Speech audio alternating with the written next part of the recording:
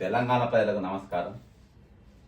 నిన్న సాయంత్రం Congress party senior నాయకుడు శ్రీ ప్రేమ్లాల్ అన్న గారు స్వర్గవాసులైనారు.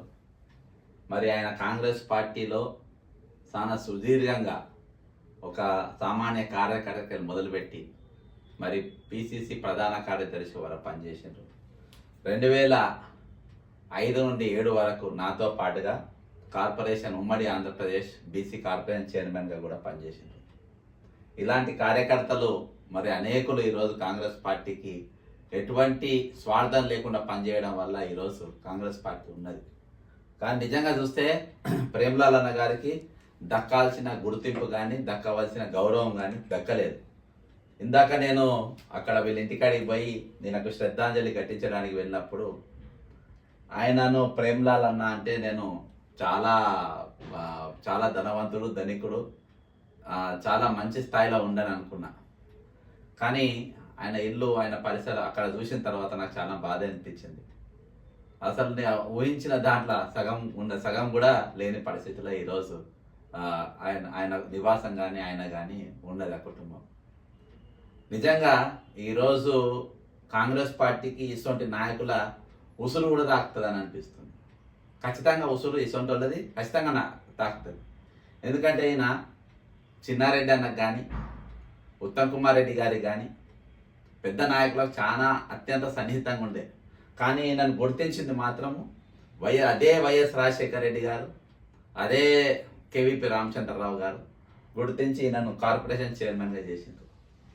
ఈరోజు ఈయన అనేకమైన విషయాలు మాతోని గ్రూప్ డిస్కషన్ కానీ వేరే వేరే సందర్భాలలో చాలా విషయాలు ఈయన మాతో పంచుకున్నప్పుడు ఈయనకున్న జ్ఞానాన్ని చూసి, ఈయనకు ఉన్న మన చరిత్ర పైన ఉన్నటువంటి పట్టు చూసి నేను చాలా వీస్తూ పోయేవాడిని.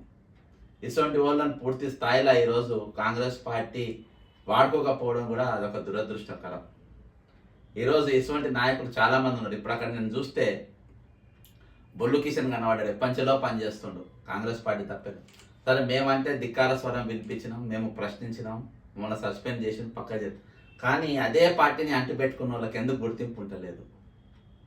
ఈరోజు రాజశేఖర రెడ్డి గారు మరణించిన తర్వాత నిజమైన కార్యకర్తల గుర్తింపు కొదువైపోయిందని చెప్పి స్పష్టంగా కనబడుతుంది. ఈరోజు తెలంగాణ ఏర్పడ్డాక తెలంగాణలో కాంగ్రెస్ పార్టీ వేరే పార్టీలోకి వెళ్ళి వచ్చిన వాళ్ళకి కొంత గుర్తింపు నిజంగా పార్టీలో ఉన్న వారికి లేదు. ఈరోజు టుర్రేబాజ్ ఖాన్ గురించి కానీ లేకుంటే వేరే హైదరాబాద్లో ఉన్న వారి గురించి చాలా విషయాలు ప్రేమ్లాల్ అన్న గారు చెప్పారు. మొన్న గోషామాయల్ ఎలక్షన్, మొన్న 2023 అసెంబ్లీ ఎన్నికలప్పుడు ప్రేమ్లాల్ అన్న మరి గోషామాయల్ టికెట్ అంటే బేగం బజార్ టికెట్ అది అప్లై చేసిండు.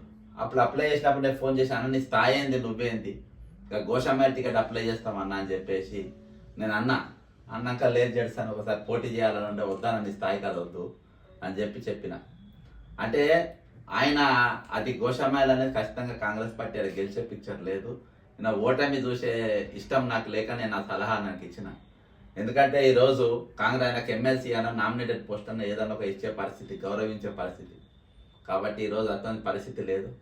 నిజంగా ఈరోజు అక్కడ వినోద్ అన్నను చాలామందిని ఇంకా నేను చూడడం జరిగింది.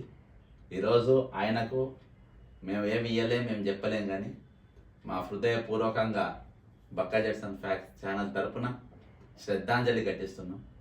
ఇటువంటి ఆయన విషయంలో నేను శ్రద్ధాంజలి ఉండలేకపోయినా నేను ఖచ్చితంగా ఆయన గురించి 4 మాటలు మాట్లాడాల్సిన అవసరం ఉందని నేను చెప్పిన. ఒక విజ్ఞానగని, కాంగ్రెస్ పార్టీకి అంకిత భావంతో పనిచేసినటువంటి వ్యక్తి, కాంగ్రెస్ పార్టీ ఐడియాలజీ అనేది నరాల జీర్ణించుకున్న వ్యక్తి, జాతీయ స్థాయిలో కాంగ్రెస్ పార్టీ కార్యకర్తకి గుర్తింపు పొందినటువంటి వ్యక్తి, జాతీయ స్థాయిలో కాంగ్రెస్ పార్టీకి పనిచేసినటువంటి వ్యక్తి ఈరోజు మన మధ్య లేరు. వాళ్ళ కుటుంబానికి నా సానుభూతి తెలియజేసుకుంటూ ఆయనకు శ్రద్ధాంజలి ఘటించు సెలవు తీసుకుంటున్నాను. జై తెలంగాణ.